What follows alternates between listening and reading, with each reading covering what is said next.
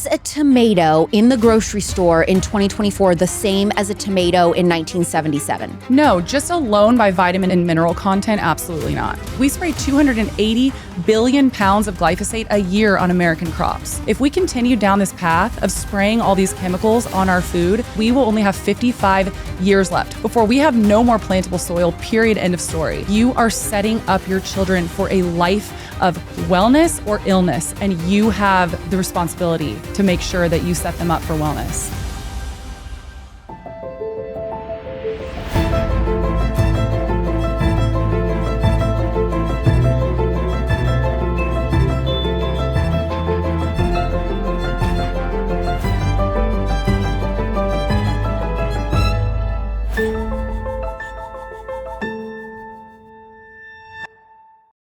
She has built a following on social media where she goes into your local grocery store and educates people on the dirty practices of the food industry and how to eat healthy with real food. She doesn't believe in diets, and she promotes a real food approach to eating. She's an integrative nutritionist on a mission to change how Americans eat between her Instagram and podcast, both called Real Foodology. Courtney has some info on glyphosate that will shake you to your core, and a very juicy journey from staunch leftist to, well, I'll let her describe it. Watch this episode by subscribing to The Real Alex Clark YouTube or Spotify by subscribing to Culture Apothecary. Your 5-star reviews keep me high and discoverable on the charts, so please keep leaving those. You can leave a brief review stating how much this podcast has changed your life. If it has, if it hasn't, don't say that. You can also take things a little further by committing to being a financial supporter of the show, because everything we do is only possible through donations from someone who believes in our mission to heal a sick culture. Please welcome integrative nutritionist and host of the podcast and Instagram Real Foodology, Courtney Swan, to Culture Apothecary. We testified together with RFK Jr. at the freaking Senate. How was it for you? Okay, first of all, I have never been so scared in my entire life. I was completely freaking out. And I sat down next to Jillian Michaels, and she turned to me and she goes, well, this isn't intimidating at all. And I was like, thank God Jillian Michaels is also admitting that we're all like freaking out here. And it made me feel a lot better. I didn't know that she had said that. Oh yeah, we were all freaking out. Well, I tried to tell Callie, I tried to get out of it. I might have even said that to you. I don't think that I can do this. I don't think that I should be on this panel. I really was like, no, I don't think this is the best. And then basically Vonnie and him bullied me into like, no, you're doing it. But I was scared too. And you helped me on my speech. I had shouted you out in my lobotomy hour episode. I was like, dude, the people that I think I sent my speech to like 100 people. And I was like, I need everyone to just double check what I'm saying. Like fact check me. Tell me if this sucks. Just tell me what you think. And so I am so thankful that you were willing to do that, because that was so intimidating. It was really intimidating. I just recorded a podcast about this yesterday, a solo, and I told my audience that I was like scanning for the exits and I was thinking of excuses. When I first sat down, I was like, oh my God, I'm just gonna say I had food poisoning. Like, I was freaking out. But you know what really helped me in that moment? I sat down and I was looking around the room and I was looking at all the faces of the people that were sitting in there that came to support us, which was so amazing. And I was looking at all of them in their faces and thinking like, Courtney, you have an opportunity to be a voice for all these people that are demanding change. So why would you chicken out when you have the opportunity to do this? Yeah. And that really like helped ground me. But also, girl, your speech was incredible. You had the whole room like screaming by the end. Forget mine.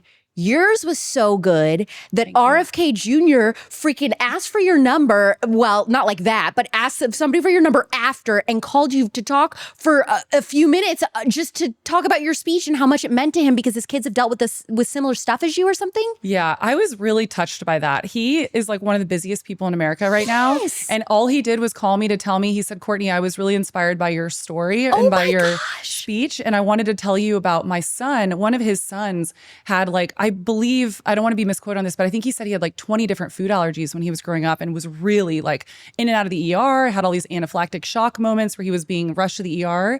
And he just called to tell me this story and how his son was affected by the food industry and everything that we've done to it. That is crazy. And then was like, great to talk to you, loved the speech, bye. It was and what? Said, now you have my number in case you ever need anything, which was so kind. It was really kind. I don't know that anyone else on the panel got any calls like that after, so that's pretty freaking incredible. That's unreal. One thing that I always see on comments of like super crunchy mom videos, Are these people being like, you are going to create an eating disorder with your child, or your kid is going to grow up and rebel against everything that you've ever taught them? Just you wait. And that happened to you in a way, didn't it? Yeah. So my mom was always really on the health front. She grew up, she grew up in Kansas, but she lived in Boulder for a long time afterwards. And she lived in the time period where everybody was kind of calling it the like crunchy granola era of Boulder. And everybody was like cooking from scratch. They were buying organic. They were sprouting their grains. And so I grew up in a home where my mom basically made everything from scratch. Like I remember I would sit on the kitchen counter with her and she would be cranking out homemade pasta in front of me. She was making her own bread. Like we were going to the organic natural food stores before we even had a Whole Foods. And I, at the time, I hated it because I was a kid of the 90s. I'd go over to my friends' houses and I would like binge on their Dunkaroos and I wanted their, Coca-Cola and all their snacks, like the Pop-Tarts and the, toaster strudels were my favorite growing up. And I was a little bit, I was kind of mad at her for it because I was like, I felt like I was being a little bit deprived. Then I went to college and I really had this like rebellious moment where I was like, I'm finally out of school or out of my parents' house. My mom's no longer cooking for me. We never really ate out when I lived at home. And I barely had ever had fast food. So I'm doing Taco Bell's fourth meal, like at the end of the night after going out, like I like went for it. I became so lethargic. I got acne that I had never had before. I'd never had acne before this. I gained 20 pounds in the matter of like a couple months. 20 pounds in a few months? Insane. Yeah. But maybe it was within like 6 to 8 months. But I remember I came home for a holiday and my parents were like, are you okay? What was your rock bottom for you health-wise with that? I would say for me, I don't know if I actually had one specific moment. I think it was like little things over time. I was uncomfortable in my skin. I had gained a bunch of weight. I was having to buy new clothes. Like I said, I had this cystic acne that I could not get rid of to save my life. I also like couldn't concentrate in school. I was dealing with a lot of fatigue and I was just feeling really uncomfortable in my body. And so my mom during that time period, not wanting to like fully get preachy with me, what she did is she started mailing books to me, like to my college dorm. And then she used to cut out newspaper clippings because this was before the internet was like really big, where people are like texting like links to websites. She would physically cut out articles in the newspaper. And I will never forget this. There was one that she sent me in 2006. I don't even know why I remember the year, but I just do. She sent me an article about trans fats, hydrogenated oils. Okay, just to show the difference, Courtney in 2006 is reading about trans fats in college, and I was listening to Ice Cream Paint Job. I don't even know what that is. Like, that's the difference. So you were reading about trans fats, and then did that just click for you? Like, there's something wrong with our food? Yeah, I read a book that she sent me. It's called You Are What You Eat. And it really just made everything click for me because it was this really simple book that was essentially outlining everything that I had never learned. And I started to get really upset about this because I'm the type of personality where if I feel like people are being lied to and they're being duped or like we're being kept in the dark about something, I get angry about it and I have this like feeling that I need to like let everybody know. And that book is really what opened my eyes because I started to make these connections like, wow, why has nobody ever told me that what I'm physically eating and the ingredients that I'm putting in my body are what are completely making up my body, building my cells. Was your mom like, I did tell you? Yeah. So then you must have, I mean, I'm assuming with all the how bad the diet was and all that for a minute, you probably weren't going to school for nutrition and food and stuff at first. Yeah, I wasn't. And my undergrad was actually in communications. One of my very last classes I took in my undergrad was a nutrition class. And I remember I actually called my dad and I was like, Dad, I figured out what I want to study. I want to study nutrition. And he was like, get out of school. You've already been in school for 4 years. This is your last class. And obviously, so what I ended up doing was I worked in music for like 4 years after I graduated. And then I was so obsessed with nutrition. I was getting my hands on every book I could. Like Dr. Mark Hyman, I was reading him back in like 2010. He is like the founding father of integrative medicine. And for me, when it comes to health and wellness, he is my Taylor Swift. Yeah, he's incredible.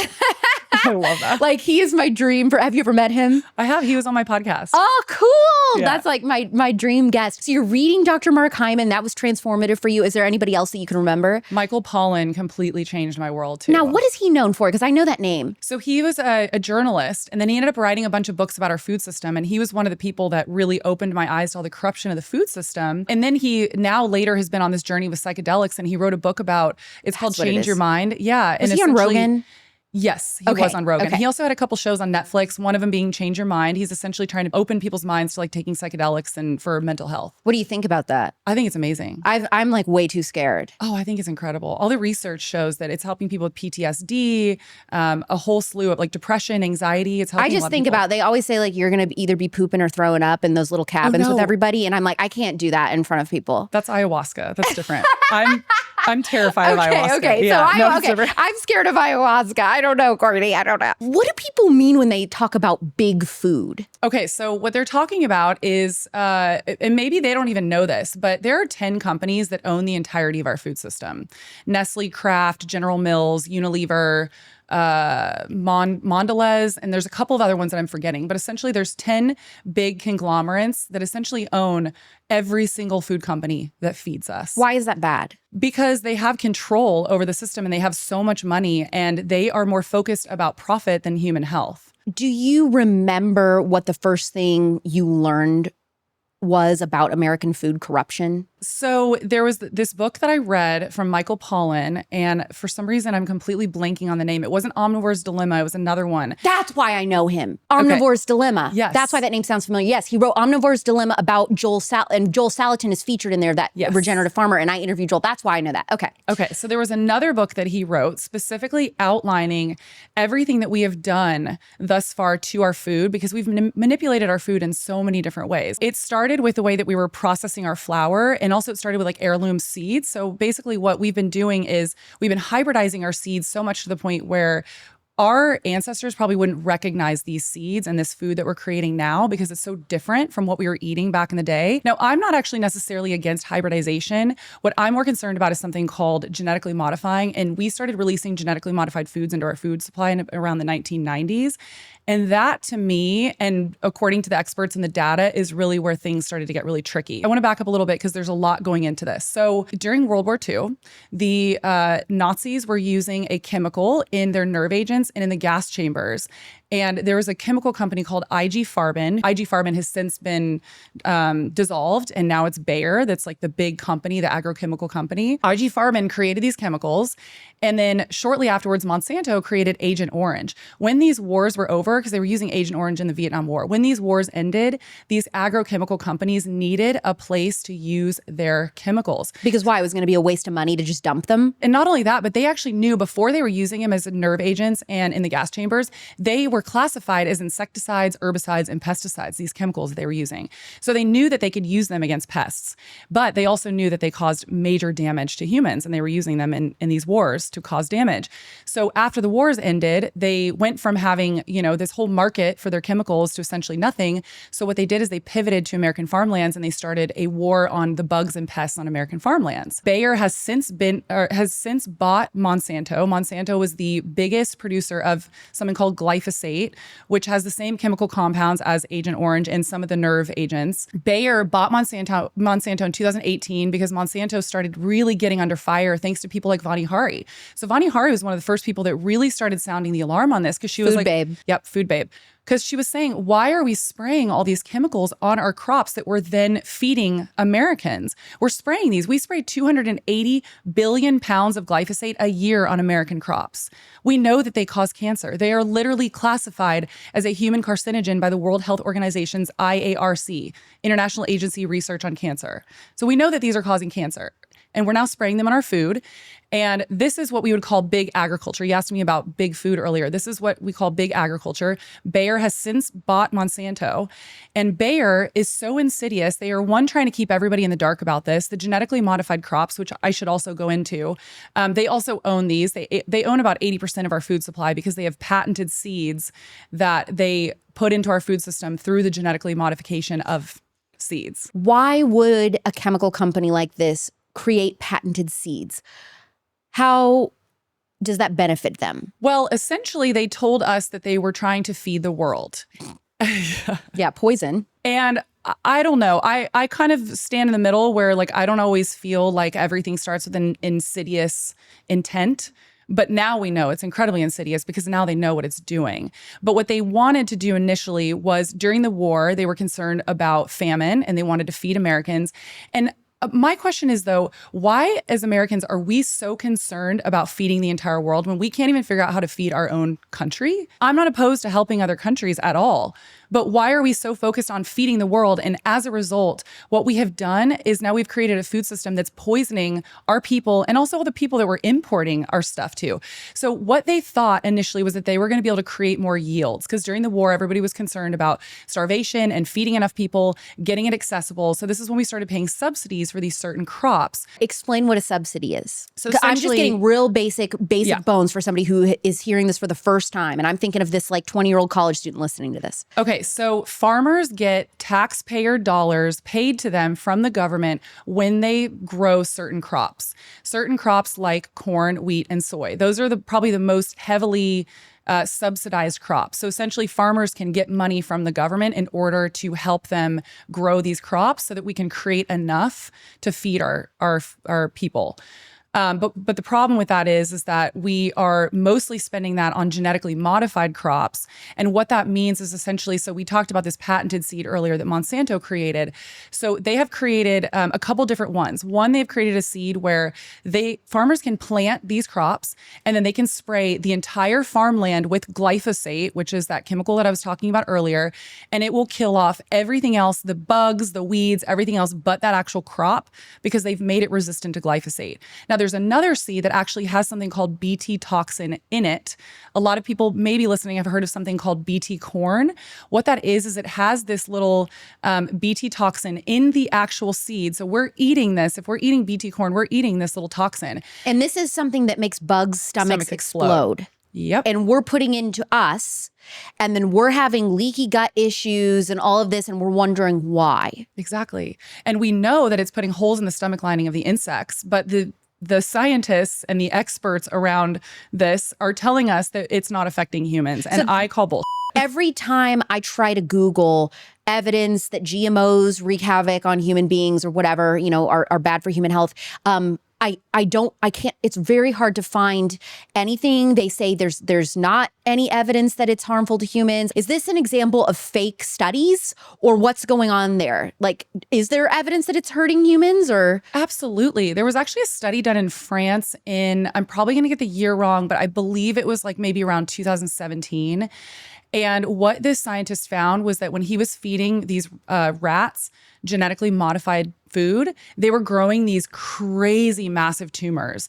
And this study got so much, it was everywhere, and it got so much attention that eventually the companies that were involved, like Monsanto, Bayer, they actually got that study to be taken down. And so they tried to discredit the scientist, but secretly they actually added it back in the medical journal like a couple years later because they found that it was actually true. These agrochemical companies, they have so much money and so much power and so much influence. They lobby in Washington. They make friends with politicians. They're funding the agriculture universities. So when these farmers are coming out of school, they're getting a skewed sense of what these GMOs actually do to the body and what they're actually doing to our soil, which is another thing we should also talk about because it's also driving excess climate in the atmosphere. You can't find any science right now, essentially, that's going against the GMOs.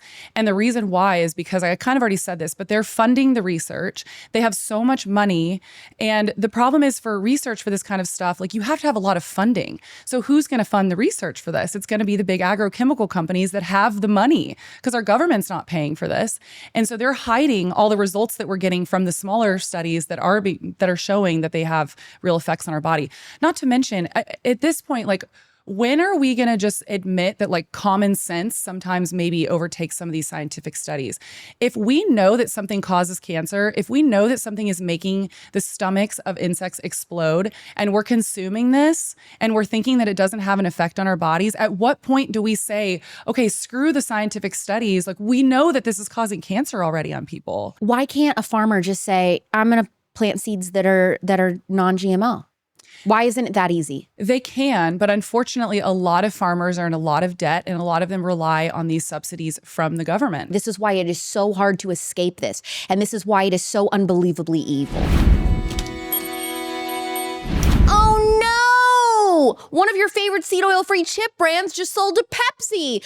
Who knows what the inner workings of their deal look like and if they'll be changing ingredients. But If you're worried, now is a great time to try Masa chips. Masa chips are seed oil free, 100 times better tasting in my opinion, and made with 3 ingredients: organic corn, beef tallow, and salt. They are a sturdy, thicker, crunchy chip. You can make basically an entire meal for your family out of one bag. Think the best nachos that you've ever had with ground beef and all the fixins. Masa chips are a little more expensive, okay? Nobody's trying to hide that. But that is because they aren't selling out to a big food company. Duh!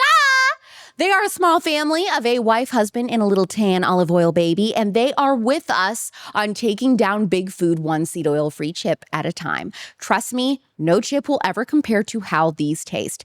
Best chips of my life, my go-to for years. Go to masachips.com, use code REALALEXClark for 20% off your first order. That's masachips.com with code REALALEXClark for 20% off your first order of seed oil-free tortilla chips. By the way, I tried the churro chips for the first time. It's like their dessert chip. It's like cinnamon sugar on that corn tortilla. Stop. I need a moment to sit with how good those were. Just trust me. Masachips.com. I don't think that anybody would argue that American health at this current point in time is bad, but is it actually as bad as people like RFK Jr. or Callie Mean say it is? Like, how do we know that these health and wellness people aren't just fear-mongering when they talk about big food? Well, I would say to everybody listening, look around you right now. How many people do you know that are dealing with infertility, that are having to do IVF? When my parents were of age to have babies, nobody was infertile or having issues or like talking about IVF. I know IVF, I don't even think was a thing back then, but there wasn't even a market for it, right? Think about this is a perfect example. I was a nanny maybe like 10 years ago, and I was completely shocked because I was making the food for these little girls every day. And the mom was like, you can no longer bring peanuts or almonds. So no more peanut butter and jellies, no more almond butter sandwiches, because there's so many kids now that are having peanut allergies, like life-threatening food allergies. They're so extreme that they're having to outlaw specific foods because so many kids are sick with it. When I was a kid, I didn't know a single person that had an allergy. I didn't know one person with autism. Exactly. I didn't know anybody with any extreme allergies. And that is just anyone that grew up at millennial or older. I think everybody would have that answer. Now, if you ask Gen Z, they would have a different answer. So to me, I'm like, the evidence is right there. You guys have all experienced this. You've all experienced and noticed these changes. So how can you sit here and be like, this is all fear mongering, or, this seems overblown? No. Also, just look at the obesity rates. Right. There was one fat kid in class. Yes. That's it. And we're not trying to be mean here. We're just stating the actual facts that we have to open our eyes and realize that this is not okay and this is not normal. Obesity is a sign and a symptom that something has gone wrong in your body, and it's not good. Basically, every chronic disease under the sun is preventable by simply losing weight. 9 out of 10 of the leading chronic diseases in this country right now could be prevented by diet and lifestyle in most cases. If the government has all of this evidence that we know GMOs are destroying human health, why would they continue to allow it? Money. It is so insidious now what is happening. Like I said in the beginning, I think that this was started with good intent, but their web is entangled in every single possible corner of the American government, of big food. It's all connected. I mean, just look at so Bayer, for example, like I said, they're funding the universities. They're also paying off politicians. They're actually currently right now, this very moment, working with 2 lawmakers, 2 congressmen, trying to make Bayer immune to not be able to get sued because so many people, actually RFK was involved in some of these litigations. So Bayer has at this point in time right now spent billions in court paying farmers, Americans, farmhands, who have all claimed that they've got non-Hodgkin's lymphoma, which is a form of cancer from the chemicals that they're spraying on their farmlands. And Bayer is now trying to get put in the farm bill to essentially give them immunity to the point where people can't sue them anymore if they get cancer from their products. How is that? Constitutional. Yes. Yeah. I mean, it's not. But the problem is they have so much money and they have all these politicians in their back pocket. And I think part of the issue too is that some of these politicians, I'm not trying to give them a pass, but I feel like some of them just aren't educated on this. And they just think, I mean, my dad was talking to me about this the other day, and he was telling me about all of his friends who are Harvard graduates and, you know, all of these like major universities.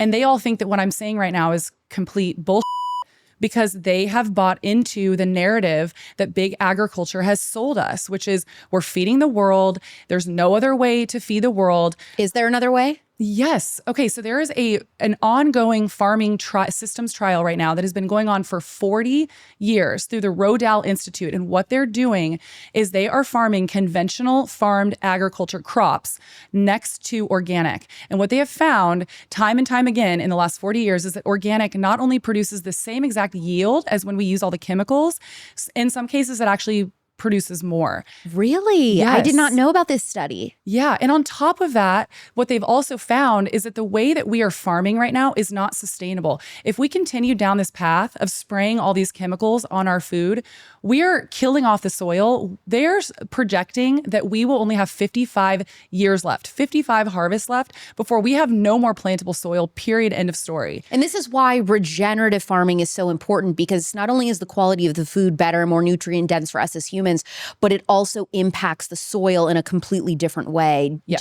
Do you know how to like talk about that or explain it to them? This is one of my favorite topics to talk about. I've had so many guests on the podcast because I'm so fascinated by this. And I also, because there's so much doom and gloom, right, in everything that I'm saying, but this gives you like really a shimmer of hope.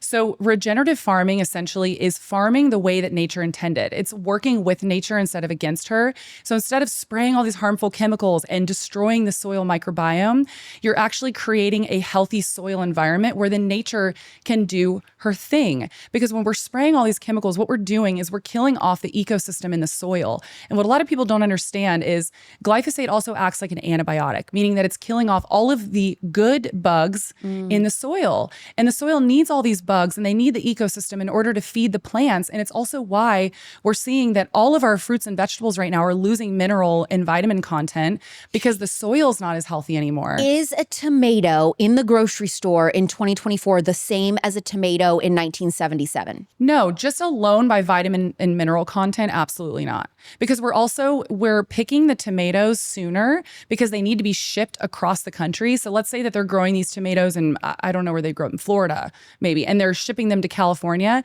They pick them a couple weeks early before they're completely ripened, and then they spray them with something to ripen them while they're in the truck traveling to the grocery store across the country. So by the time you buy a tomato in the grocery store and eat it, it's probably 3 weeks old. So then what is the solution? What are they supposed to do? If the tomatoes in the grocery store are bad, then what would you do? If you can find a farmer's market near you, that's absolutely the best, because what we need to be doing is getting back to buying locally grown produce, making friends with our farmers, knowing exactly what they're spraying, what practices they're using, like the regenerative farming, which, by the way, I want to say this really fast because this kind of like ties up the regenerative farming. So what's so special about when you protect that soil and you allow it to be healthy and do as nature intended, there's a natural process that happens in that where the soil is actually pulling the carbon out of the atmosphere. So when we have excess carbon, it's naturally going back into the soil because the carbon is actually food for those plants. And when we're feeding those plants with the carbon that it so desperately needs, the soil's healthier. And then as a result, our produce is healthier. It's going to be higher in vitamin and mineral content. And so, yeah, for everybody listening, I would do the hardest that you can, like Google and see if you can find a regenerative farm around you. I think a lot more people have farms closer to them than they realize. And a lot of farmers are going to farmers markets, or my mom in San Antonio, they don't have an active farmers market that she goes to, but she has a meat guy that she drives like 30 minutes, and he comes to a certain part into her town in San Antonio from his ranch, and all these people meet and they buy the meat from him. So there's definitely options. And I think there's more options than people realize now. You just have to simply Google it. Tell us about the farmer who got glyphosate exposure. I actually had a guest on my podcast recently who had a friend whose father has been a farmer his whole life. And he was buying the chemicals from Bayer, so glyphosate, Roundup, and he was spraying them all over his crops. He ended up getting non-Hodgkin's lymphoma. And when he got this cancer diagnosis, they put him on chemo. They read the label of the chemo drugs, and guess who makes the chemo drugs? Bayer, the same exact company that poisoned him and gave him the cancer in the first place. That's how insidious this is. They are creating the chemicals that are destroying our soil. They're destroying our humans, giving us all cancer. And then they're turning around and saying, oh, but we have a solution for your cancer. Now take our drugs. So if you're in the grocery store and you see something that says this is GMO free, that means there's no glyphosate? No. So actually, all it means is that it wasn't genetically modified. So those seeds that I mentioned earlier, meaning that it's either modified to withstand glyphosate or already has that Bt toxin in it. So GMO free means that you are not eating any of those crops. Now, let me tell you that you should assume that your food is GMO if it is corn. They just now approved GMO wheat. So corn, wheat, soy, papaya, sugar beets, and there's two other that I'm forgetting right now. But essentially, if you're not buying organic of those specific crops, because those are the ones that we are creating GMOs, or it doesn't say non-GMO, then you are safe to assume that it's genetically modified. 95% of soybeans in America are genetically modified. So how do you know that a food item is non-GMO and no glyphosate? Organic. Okay. I feel like there's a lot of online, a lot of back and forth about is organic real? Does it actually matter? Is it actually organic? Yeah. So this is why organic is so incredibly important. And so many people push back and they say, oh, organic doesn't really matter. Or, oh, even the labeling for organic is corrupt. So yeah, there is some corruption in the labeling for USDA organic. But what I tell people is that is the best thing that we have right now. And legally, by law, a company is not allowed to put an organic stamp on their food if it has been sprayed with glyphosate or if it contains GMOs. So are there going to be companies that are going to do it anyways and break the law? Yes, but it's a big risk for them. So I tell people, generally speaking, if you buy organic or if you live near a farmer's market or you get to know your farmers, ask them what they're using. Ask them if they're spraying with glyphosate, because you don't necessarily have to have organic. Just make sure that they're using real seeds, not GMO seeds, and that they're not spraying with glyphosate. How much of the food in a typical American grocery store is actually food? I would say if you're not shopping the perimeters mostly, then you're not buying real food. Basically, the perimeter of the grocery store, what's in the perimeter? It's the produce, the eggs, the meat, the milk, the yogurt. Those are all considered to be real food. Everything, for the most part, obviously there's some exceptions like olive oil and almonds, but for the most part, the middle of the grocery store is what I consider to be fake food, which is ultra-processed foods. What is ultra-processed food? So there's a lot of, it's funny because I get a lot of like dietitians or like these accounts that try to fight me on this and try to discredit me. And they're like, oh, but everything is processed. I hear this all the time. They're like, bread is processed.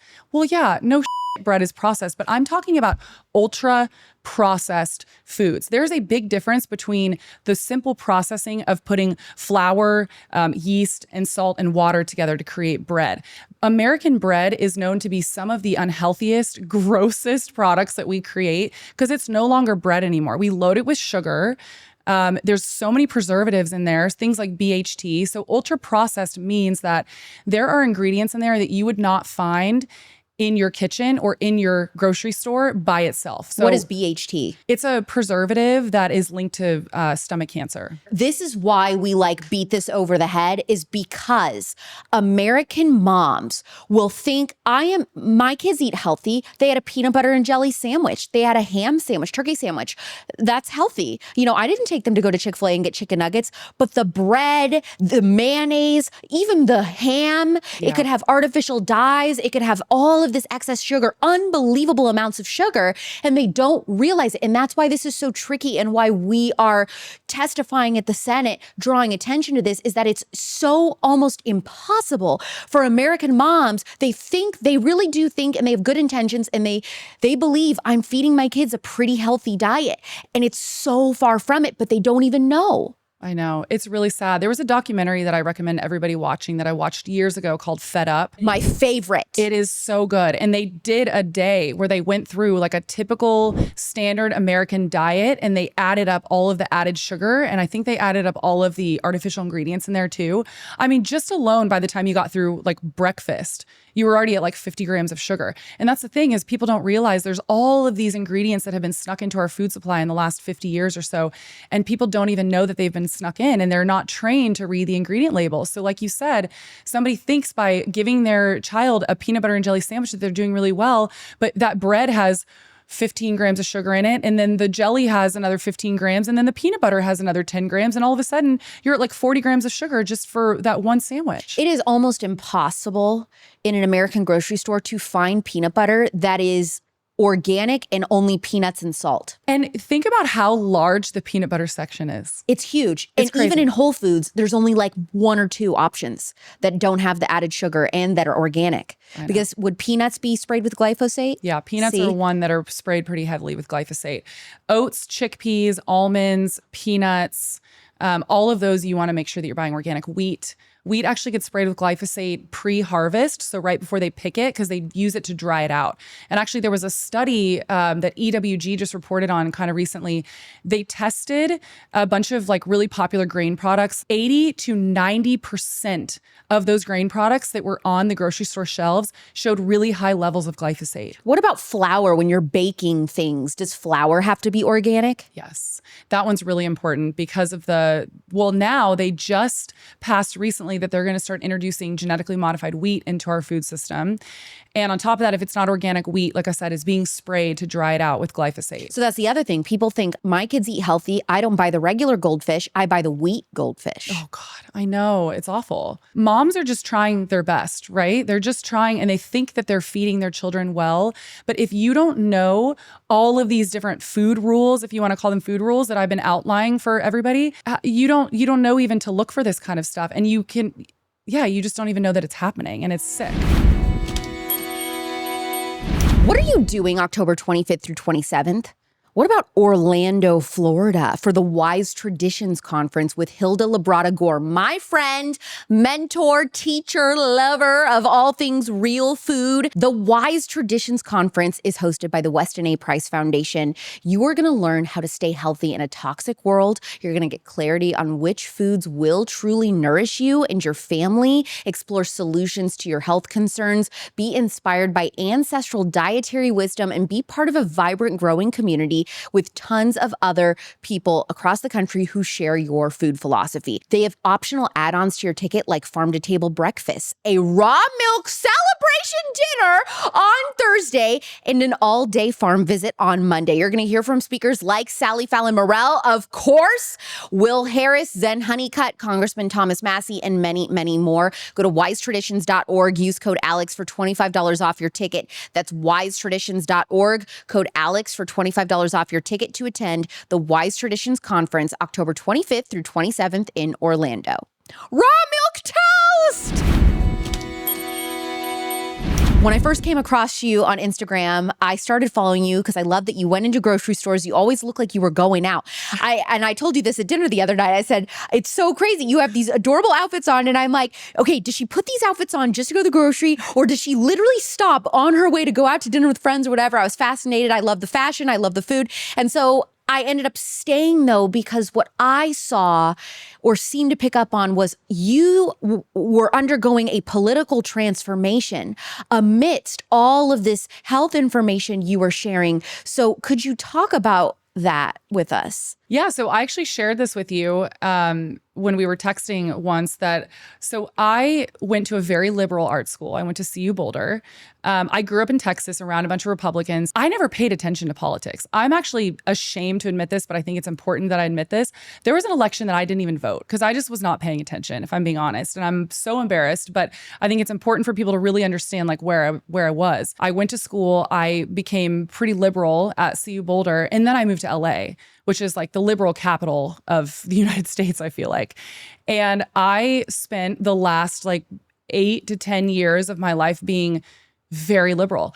And I will tell you, during COVID, my eyes completely were wide open. Why? I felt like I was very well equipped, one, for COVID, because I had already been diving into the corruption of our food system and seeing how deep it went with our government and how our 3-letter agencies like the FDA, the USDA, the CDC, like all of them, the WHO, were all protecting our food industry and our government was protecting the food industry. And so I already saw that. So when COVID started, and I would try to go online and talk about, I got shadow banned really bad, and all my videos were getting deleted, my stories were getting deleted. Anytime that I would talk about vitamin C, your immune system. Do you remember during the pandemic, there was a minute where Instagram would block videos that talked about getting sun? Yeah.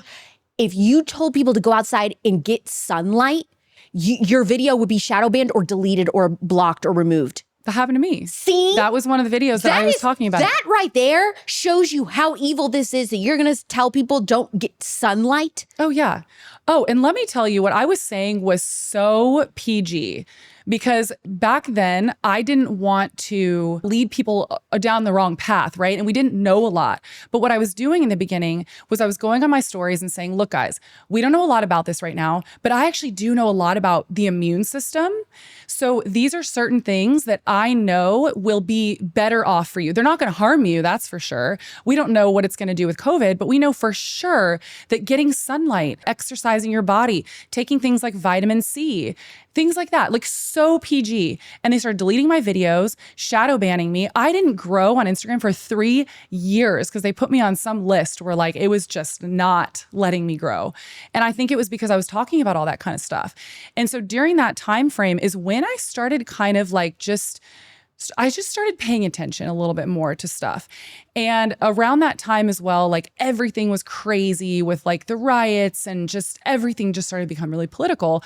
So I started paying a little bit more attention. Did you think it was weird that people were told don't go outside and get fresh air and sunlight, but it's okay if you're going to march for this cause? 100%. That was also one thing that I was like, okay, this is also, I had friends that were so scared they would not leave their house and they're washing their groceries and triple masking, and then they would go to the marches. And that's when I started to be like, okay, this is really weird.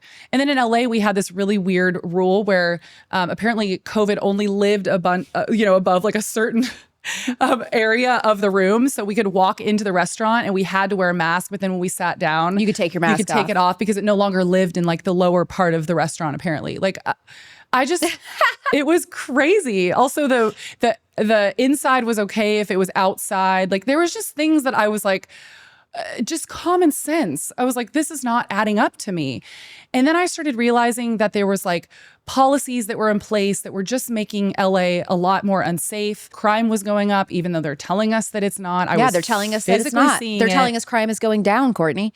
I was physically seeing it in my own world, and also like hearing stories of people. Remember that in 1989, George Orwell said, the party will tell you, don't believe what your eyes are seeing, what your ears are hearing. Exactly. Is health just a conservative issue? No, it's completely a bipartisan issue. I mean, as we've outlined in this entire episode, Americans are more sick than ever, and they're being so affected by what they're eating and what they're drinking. The fact that this has now become a left versus right thing is absolutely insane to me, because guess what? Your health doesn't matter whether you're left or right. But is the left or the right side doing more in terms of improving the health situation, would you say? I publicly made my leap to the right. When we started seeing health as a topic for this election, I got so emotional because I feel like I have been waiting for 18 years for somebody to say this publicly. I remember when Obama was running and I was posting on Instagram being like,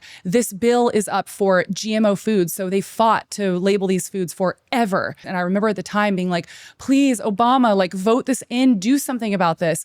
There was never a word about it. There was never a word with any single presidential candidate ever. Until this election, people are finally starting to talk about it. So that, to me, something that I have dedicated my entire life, my entire career to, I think it's the number one most pressing issue of our time right now. 77% of young adults between the ages of 17 and 24 are ineligible for military service. Do you know what that means? National security issue. National security issue. And the fact that this is not a bipartisan issue that both people are talking about is absolutely insane. And I would say it's insidious, because it is sneaky what's happening right now. Most people don't know that this is happening. And the fact that we have made this an issue between left and right is criminal. It's honestly criminal, because it's affecting every single person. And like I said, your health does not know if you are left or right. Is corruption in big food something, though? Is it actually possible to change it? I think so, but it's going to take a lot of policy changes. And I also think that it's going to have to be a bit of a grassroots movement. We talked about this at the Senate hearing. That's why we're marching. That's why we're going to go to Kellogg's in person. We're going to walk from a park to the Kellogg's headquarters and deliver petitions of American moms saying, get these chemicals out of our cereal. And you and I are going to do that. We're going to go there on October 15th. So yeah, the public is invited. We need as many people showing up as possible at this march. This is like incredible. This is incredible. It's exciting. Feels like the 60s when people were like, marching for peace, and it was like we were on the verge of like a huge revolution. That's how I feel about our food. I'm very excited. I know, I'm very excited too. And I think this is how we make real change, because unfortunately companies like Kellogg's have admitted in emails to our friend Jason that until the laws change, that they're not going to take them out. That's what they said so far. So we'll see what happens once we put the pressure on them publicly. That's where the policy comes in, because a lot of these companies are just following US policies. So it kind of needs to be an effort of both. We need to create such a storm and such a dialogue around it and pressure on the government to change some of these policies that they'll start doing that. But then we also need people, like everybody listening, stop buying these products. I mean, Jason owned a food company, Hue Chocolate, and he said he knows this from experience that if these companies feel even just 5% of a drop in their sales, they will change something. So if we are actively we are no longer buying your Cheerios. We saw it with Bud Light. We literally saw this with Bud Light, even Target, to some extent pushing, dialing stuff down. I mean, we do have a lot of power based on what we purchase. You're an integrative nutritionist. How do you know if a nutritionist is like good or just horrible? Well, I don't want to completely put RDs on blast, but I am going to put them a little bit on blast. So when I went back to school to get my master's, so I said earlier, my undergrad was in communications. And I took a couple years off from school, and then I went back and I got my master's. So because I had an undergrad in liberal arts, I had to go back and do all the prereqs. So I spent a year and a half just doing the prerequisites, which is like anatomy and physiology, biology, Chem 1, Chem 2, like biochem, all of those. Now, as I was doing those, I was taking classes at Texas State and San Marcos because they have a registered dietitian program. So as I'm taking these nutrition classes, I'm also getting put into the RD classes. And so I'm essentially on the track to be a registered dietitian. Now, I started looking around and realizing that, well, one, the curriculum that we were being taught was largely funded by Coca-Cola, General Mills, Pepsi, and you can look this up. Their dietetic association is still largely funded by a lot of these companies. I think Coca-Cola pulled out in the last couple of years, but when I was in school, they were putting on conventions that were sponsored by Coca-Cola. And I was like, okay, first of all, I don't want to be involved with a dietetic program that's getting funding from all the foods that are poisoning us right now. And then I also just thought it was weird. Like the curriculum was, we were being told to say that low-fat diets are healthy and that we don't need to worry about glyphosate. Organic doesn't really matter. And knowing everything that I already knew going into school, I was like, absolutely not. I pulled out of the program. My dad was so mad at me. And I spent like 6 months trying to find the right program. And I ended up on this program at Maryland University of Integrative Health. And what it was essentially, it was melding everything that I would learn in the dietetic tracks. I learned all of the sciences, all of the nutrition, everything about the body. But then it came from a more holistic approach, meaning that we were more focused on root cause and prevention. So asking the questions of like, okay, your thyroid numbers are low, instead of just being like, oh, we're just going to put you on medication and not ask any questions. I have been trained to say, okay, but why is your thyroid low? What does your diet look like? Are you getting exercise? How's your social life? Are you getting enough sleep? Does social life affect thyroid? Yeah, I mean, all of it. Social life just affects your health in general, because think about community. We're healthier when we're in community with humans. And so I have been trained to ask all these questions and then also to do blood work. Okay, well, let's look at where your adrenals are at right now, because your adrenals also work in tandem with your thyroid. Like we have been taught to look at the body as a whole instead of in a silo of just like, oh, it's just your thyroid. No, if your thyroid is messed up, other things are probably happening as well. So how come there are some nutritionists and dietitians that I see on Instagram coming for people like you and I saying stuff like, this is freaking nuts. Like there is no evidence that seed oils are bad. Why do they say that stuff? Well, do they really believe it? Yeah, because I believe that they've been indoctrinated in their programs by big food companies that have largely funded their education, and they don't even know it. They have become shills for big food, and they're parroting the big food's narrative, and they don't even know it. And let me just say really fast, There's really amazing registered dietitians out there, and I see you and I love you. It's not all of them, because a lot of them have gotten out of the system and they see what's happening. But the ones that are attacking me and you and saying, oh, there's no evidence for this, or not giving your kid ultra processed foods is going to give them an eating disorder. They have been trained by big food to so hyper focus on eating disorders that this has now been a narrative that if you avoid foods that has toxins, now all of a sudden you have an eating disorder. What does your grocery list look like? Oh, lots of whole real foods. I do buy some stuff in packages, so I'll talk about that too. But mine is mostly organic pasture-raised eggs, organic grass-fed meats. What egg brand do you like? I was buying Vital Farms, but I'm not buying them anymore. Why not? Because apparently they are not as organic and pasture-raised as they once said. And apparently they have become a big egg conglomerate, essentially, and they're not always doing the best practices, which is unfortunate, because I think what's happening is that it's some of the specific farms that they have now bought, or like they're getting their eggs from, that are maybe not doing the best practices. Because I actually went and visited them like years and years ago, and they took us to these amazing farms where they were fully pasture raised. We got to see the hens released at like 6 a.m. in the morning and go out and graze all day, and it was cool. But I think that some of the farms that they're now employing are not. So what egg brand do you like in the store? So I'm trying to remember what the brand is called. We're probably gonna have to put it in the show notes. I've been going to Natural Grocers, and that's where I've been getting everything. And they have this one that's organic pasture raised, and I don't remember the brand now. It might be a local like Colorado brand. Okay, so you get your eggs, and then what do you look for when you're buying meat at the store? I always look for organic, grass-fed, grass-finished, and regenerative if I can. So what I normally do, and I actually just did this like 2 days ago, I will spend like $300 and get like a month and a half worth of meat from Force of Nature, and they'll just ship it to me, and I'll just load up my freezer with a bunch of stuff. So that's what I just did. Force of Nature is an incredible company. I know the founder. I've personally visited their ranch twice, and I know that what they're doing is right. They're farming regeneratively. They actually bought this land from somebody that had been spraying everything with glyphosate, and the whole land was absolutely decimated. It was essentially like dust. And they brought it back with regenerative farming, not using chemicals.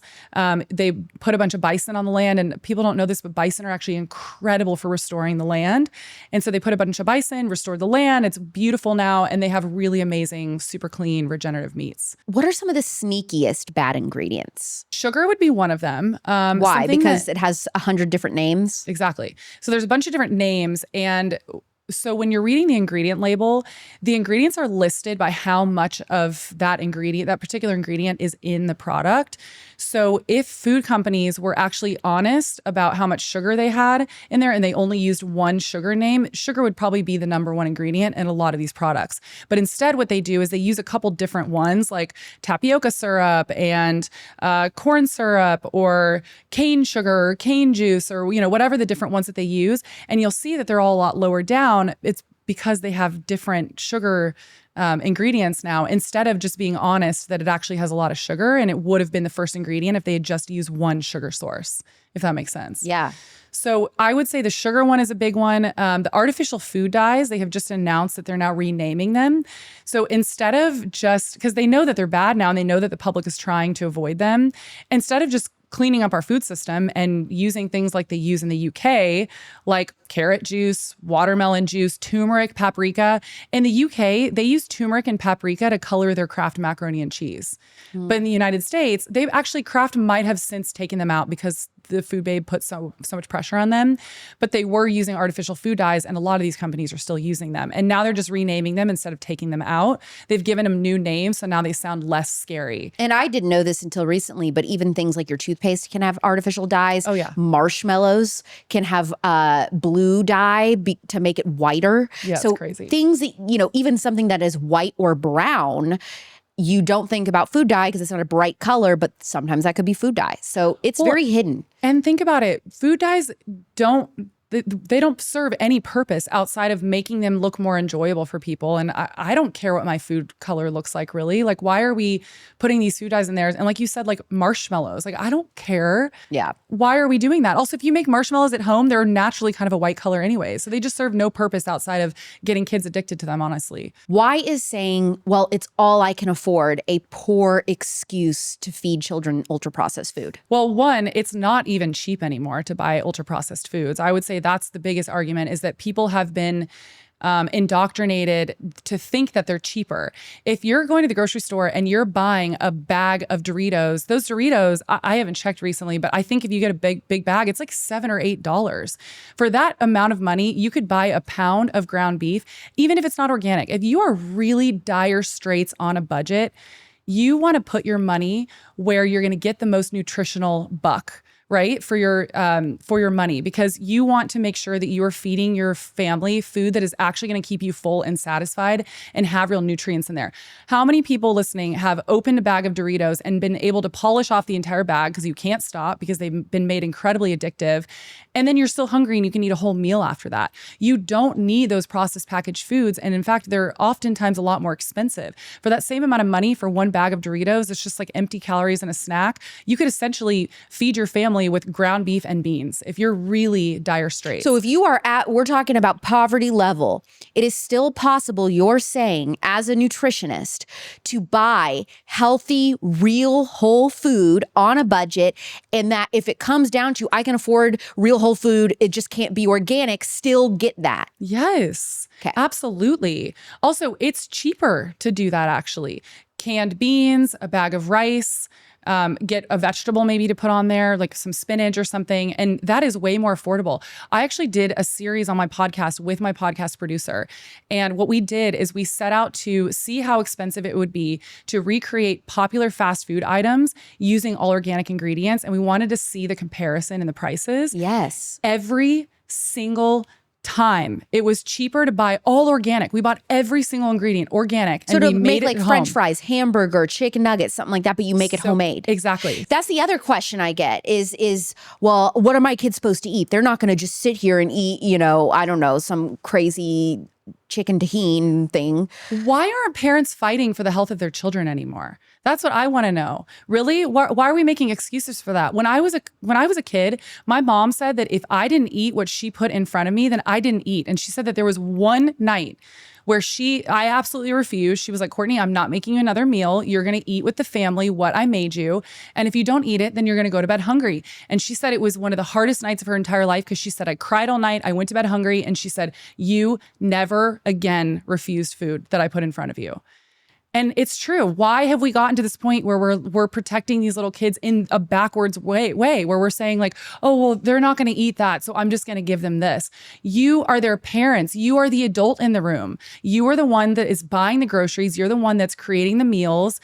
Yeah, you can create healthy meals for them that taste really good. They don't have to taste bad. I do not, and I get these messages. I know that you do too. I do not understand when people say, well, I have a 7-year-old, I have an 8-year-old, I have a 10-year-old, and if I just change if I do not go and buy the Pringles or whatever, they're really going to throw a fit and they're going to be pissed. And I'm like, they're going to get in a car and drive to the store and get it themselves? Like, no, like you literally are the gateway to this. All you have to do is say, sorry, our family isn't eating this way anymore. Tough luck. You'll be upset for a week and then you're going to be hungry and you're going to eat what I get.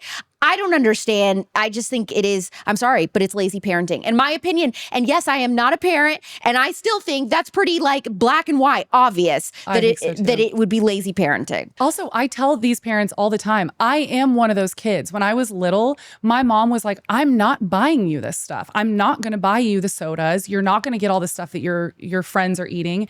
And guess what? Now I have never been more grateful for something that my mom did for me ever in my life. And they might go away from it, but then they're going to get sick like you did and be like, my mom was right. Exactly. And they will be so grateful that when they are older, their fertility is intact. They're not 200 pounds overweight. They're not dealing with diabetes. They're not dealing with cardiovascular disease. This is the thing. You are setting up your children for a life of wellness or illness, and you have the responsibility to make sure that you set them up for wellness.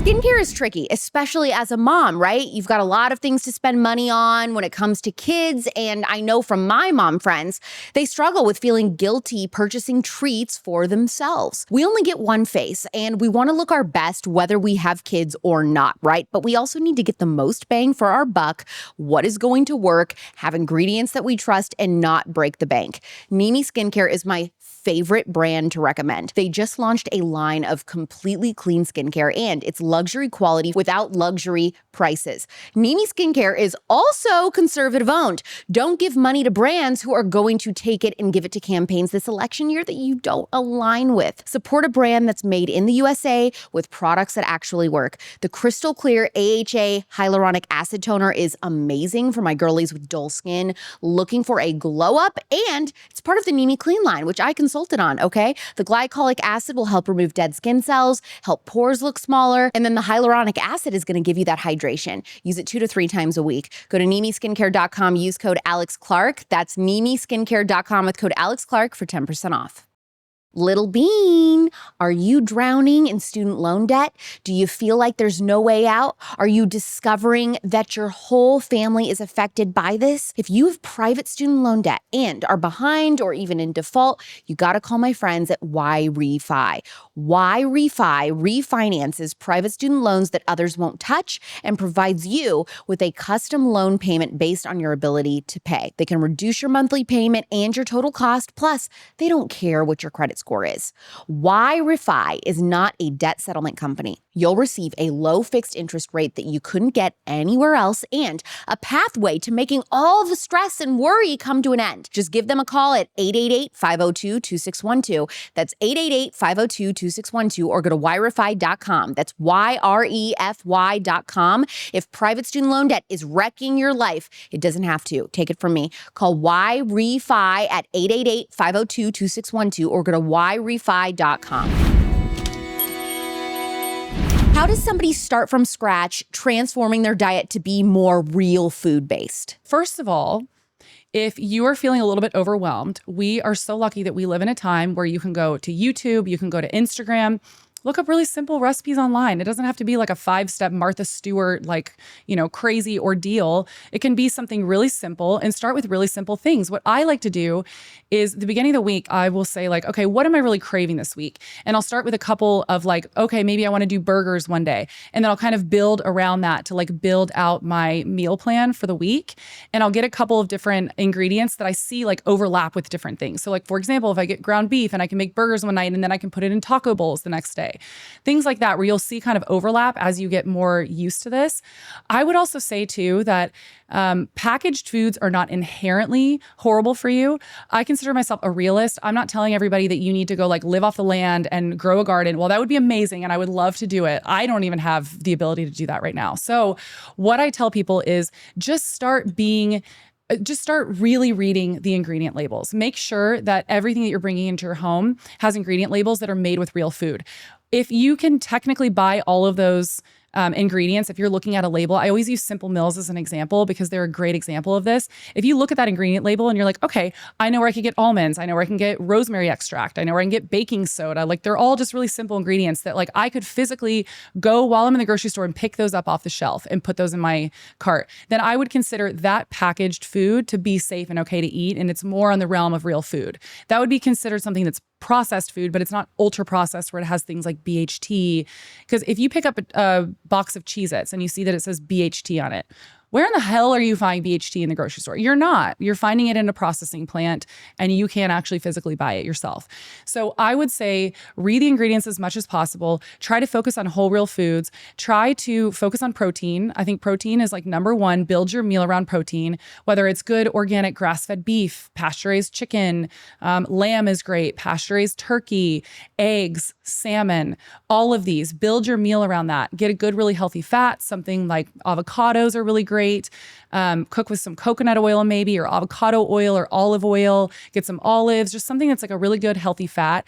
And then obviously get in some vegetables in there, whichever one goes with whatever meal you're making. So I love carrots, beets. I could go on. I always get asked, what are you eating, Alex, throughout a day? What do your meals look like? I'm guys, please record a day in your life of what you're eating. I'm it is so boring. Once in a while, I'm so busy. Once in a while, I will have a Saturday where I have no plans and I will sit and make a roast or whatever and make a more exciting meal and follow a recipe and do this elaborate, half-baked harvest thing, okay? But that is very rare. Most of the time, it is literally a meat and one or two sides, like potatoes and green beans or whatever. Last night, it was ribeye, Primal Kitchen steak sauce, and green beans with sliced almonds on top. That is literally all I mean, it's boring. And I did my Plex seasoning. That was it.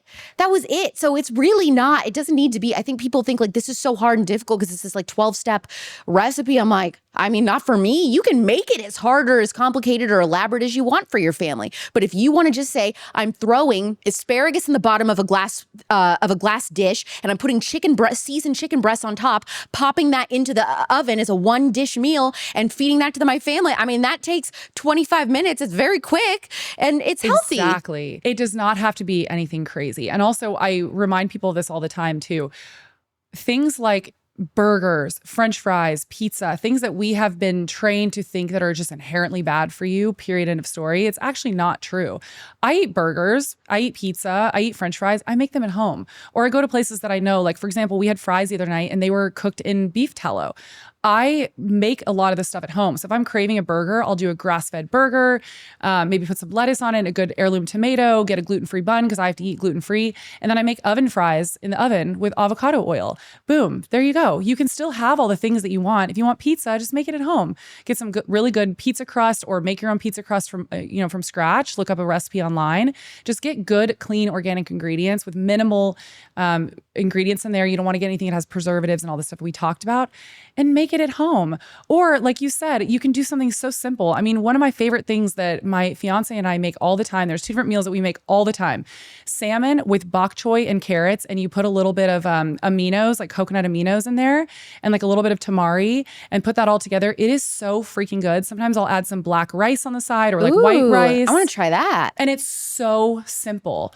Or just like a steak with an arugula salad and some roasted carrots. It is so good, and it's so simple and easy. What is the most overrated superfood in your opinion that people waste money on? I think kale. That's a good one. I hate kale. I think it's so gross. I'm going to list some categories. Yeah. Say the first brand in this category that you really love and trust. Ice cream. Ice cream for bears or Cosmic Bliss. Chips. Ooh, masa are my favorite. And then the Siete, I really like the Maiz chips that they make. It's like M-A-I-Z. Condiments. Primal Kitchen is great. Noble Made is also really good, and Chosen Foods. Cereal. Oh, I love Lovebird. Lovebird is amazing. They're too. glyphosate free, and they basically do like every Cheerio flavor under the sun. And I also really like 7 Sundays. Also glyphosate free. They're so crunchy and so good and pretty low sugar. Bread. So this one's tricky for me because I'm gluten-free. So I don't normally, well, actually, wait, I do know a non-gluten-free bread company, One Mighty Mill. They make really amazing bread, and they also do bagels, and they use an heirloom like wheat processing that they actually had to build their own facility for this because they could not find a company that had this machine. And it's a really old time processing of the like milling of the wheat that essentially keeps all of the fiber, the minerals, the nutrients all intact. It's also organic. It's sprouted. So there's no glyphosate. It's this really is at good. the store, or you have to order it from them? You can find them. It depends on what area you're in. You can usually find them at Whole Foods, or I know they've been kind of going out to a bunch of Costco's, but I don't know what area the Costco's are at. I would say for gluten-free, my favorite one is AWG Bakery. You have to order it online. I will warn y'all, it's expensive. But if you have to be gluten-free like me, it's the only one that I've ever found that's organic, it's grain-free, it tastes so freaking good. See, that's the bagels. Thing. Any gluten-free like toast or anything I've tried is disgusting. I can't even eat it. Oh my God, this one's really good. It's AWG Bakery. Yogurt. Ooh, there's a bunch that I really love. The one that I've been buying a lot recently is Kalina. I love Kalina. I'm a huge fan of coconut milk yogurts, and then I'll name some like dairy ones. Kalina, I really like Coconut Colt. A lot of people bitch about the price of Coconut Colt, but I will tell you that Coconut Colt is meant to be more like a supplement where you just take like 1 or 2 spoonfuls. It's more for like the probiotics, and they have amazing flavors. Cocoa June is also my other favorite. It is so freaking good. And then for dairy, Strauss is a really good one. They're organic. And then there's also Nancy's. Nancy's is also a really good one. It's all like organic, super clean, minimal ingredients. And I would say those are probably the best ones. You know who's a fan of the show is Alexandre Farms, or however they pronounce. I love them too. How do you say it? Is it Alexander? I think it's Alexander Farms. It is? They just do like a switch of the E and the R. Orange juice. I don't recommend drinking orange juice. What about Uncle Matt's or Simple Matt's or whatever that guy is? That one's pretty good. And if you want to do that a little bit, I'm still of the camp. So it's funny because the nutrition world has been kind of split on the orange juice thing, and I'll explain. It's a lot really of sugar. Fast. It's a lot of sugar. And what I learned in school, and I still stand by this because I feel it in my own body, you want to eat your fruit. You don't want to drink it. I'm not vilifying fruit. Fruit is amazing, but just eat it, because when you eat it, the fiber is intact. The fiber helps to slow down the sugar from hitting your bloodstream. So you're not going to have this crazy spike and then this crazy crash. Whereas when you're drinking the orange juice, you have completely pressed out all the fiber and you're just getting like straight sugar water to your bloodstream. What about cookie dough? Ooh, there's a brand that I like. There's a couple brands. There's a brand called Dough that I really like. It's like DEUX, but I don't know if it's only in LA. So we have to check on that. Miss Jones Company, I've been seeing a lot of their stuff, and they do like organic cookie dough. They have a gluten-free one. They have a grain-free one. I see that at like Sprouts and Natural Grocer.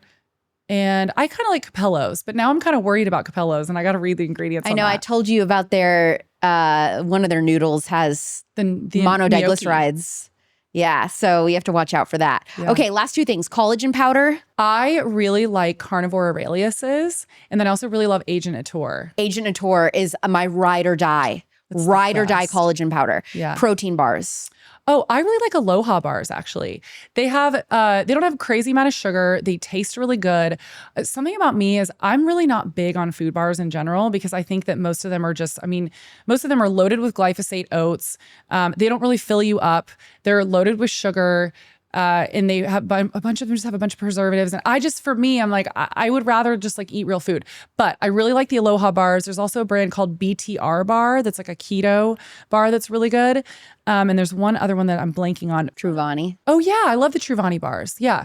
For me, sometimes the dates, like I'm really sensitive to sugar. And sometimes if I eat a whole bar of those, just the dates kind of get me. But the ingredients are incredible. If you had one remedy to provide a sick culture, what would it be? Get back to eating real food. Just focus on eating real food. Our bodies want to be healthy, and our body's natural homeostasis and where it wants to be and where it is, if we give it the right tools, is to be healthy. And so what we need to do, it's on us to make sure that we're eating whole real foods, nourishing foods, foods that nourish our bodies, because the food becomes the cells that make up every single process in our entire body. So I would just say focus on eating real food. Where can people follow you on Instagram? I'm at Real Foodology. And then I also have a podcast, which is also Real Foodology, and it's on all major podcast platforms. When do your new episodes come out? They come out every Tuesday. Okay, you're every Tuesday. Okay, that's good to know. I also have a free grocery guide on my website, and people just have to plug in their email and they'll get it free sent to their inbox. And it's kind of a 101, how to navigate the grocery store, things to look out for, everything we talked about today. You can just pull it up on your phone and be like, what did she say about meats again? Oh, it's right here. So go to my website, realfoodology.com, and it's free. That's great. Courtney, I'm so glad that we became friends. Me too. And I love your show. I love following your Instagram. I've learned so much from you. And so thank you so much for coming on Culture Apothecary. Thank you so much. I love this. I seriously love Courtney so much. She is like the older sister I always wanted, and she is my go-to person when I've got questions about GMOs and glyphosate, which I know can be a little in the weeds to understand, pun intended. Clearly, she knows her stuff. Next, I'm speaking to someone in the conservative movement that you all know who says becoming a trad wife is the worst thing to ever happen to her. New episodes drop Mondays and Thursdays at 6 p.m. Pacific, 9 p.m. Eastern, anywhere you get your podcasts, and the Real Alex Clark YouTube channel. Please leave a 5-star review right now for us if you support this mission to heal a sick culture. Follow me on Instagram at Real Alex Clark, and find merch at tpusamerch.com. You can use code Alex Clark, hint, hint, wink, wink, nudge, nudge, for 10% off. I'm Alex Clark, and thank you for listening to Culture Apothecary.